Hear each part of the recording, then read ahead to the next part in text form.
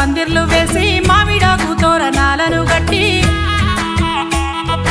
అలుకు పూతలు సుక్కల్ల ముగ్గులు సిన్నలు పెద్దలు వచ్చేటి బంధువులు